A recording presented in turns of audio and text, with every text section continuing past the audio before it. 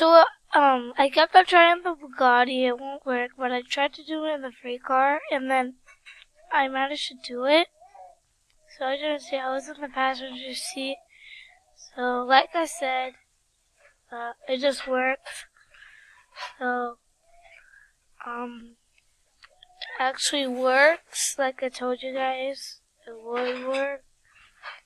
So, works every time. But yeah, so I'll try it in the Bugatti one more time. Oh, worked! Oh my gosh. It worked, but I accidentally got out.